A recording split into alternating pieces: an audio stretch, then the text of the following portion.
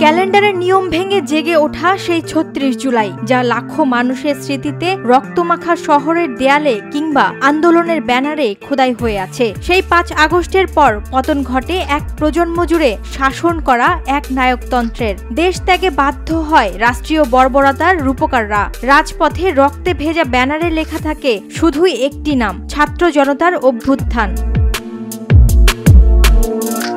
সেই দোসরদের অত্যাচারের কথা যেন সবাই ভুলে গেছে তারা এদেশের মানুষের সাথে কি করেছিল, ভুলে গেছে দেশটাকে লুটে কিভাবে পঙ্গু বানালো। অবকাঠামোগত উন্নয়ন দেখিয়ে দেশটাকে এক প্রকার ভেঙে চুরে সাধারণ জনতাকে বিনা দোষে হত্যা করে পালিয়ে গেল তারা। কিন্তু আজ রাষ্ট্র লাশের সংখ্যা আর মনে রাখতে চায় না। যখন প্রশাসন আবার পুরনো মুখোশ পড়তে চায়, তখন দায় চাপানো হচ্ছে কার ওপর?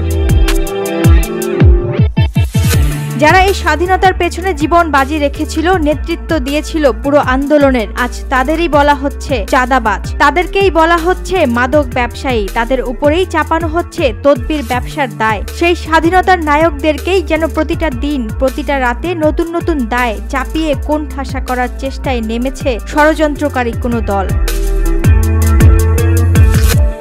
রাষ্ট্রের ঘা কেন এখনো শুকোচ্ছে না তা নিয়ে আঙুল উঠছে সেই তরুণদের দিকেই। বারবার উচ্চারিত হচ্ছে একটি বাক্য, আমরা আগেই ভালো ছিলাম। সত্যি কি তাই? যে রাষ্ট্রকে দুমড়ে মুচড়ে রেখে গেল দোসররা, সে রাষ্ট্রকে কি একটি হাতুড়ি দিয়ে পিটিয়ে সোজা করা সম্ভব? দেশের প্রতিটা শিরায় শিরায় লুকিয়ে আছে সেই দোসরদের ছায়া। তা কি ৩৬৫ দিনেই সরিয়ে নেওয়া যায়?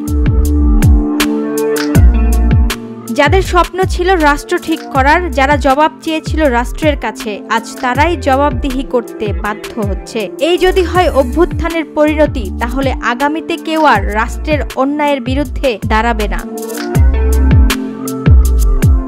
রাজনৈতিক বিশ্লেষকদের মতে অভ্যুত্থানের তরুণ সহ দেশের সাধারণ জনগণকে এ বিষয়ে সচেতন হতে হবে। কারা বাংলাদেশে এমন ষড়যন্ত্রমূলক গল্প শোনাচ্ছে তা বোঝাটাই এখন গুরুত্বপূর্ণ। বাংলাদেশকে টিকিয়ে রাখতে হলে এর গভীরে যেতেই হবে। দায় যাদের, ইতিহাসে তাদের মুখ ঢেকে রাখলে ভবিষ্যৎ অন্ধ হয়ে যাবে। কিন্তু সকল ব্যর্থতার দায় কি শুধুই তাদের? আসলে দায় তাদের যারা অন্যায় দেখেও নীরব থাকে।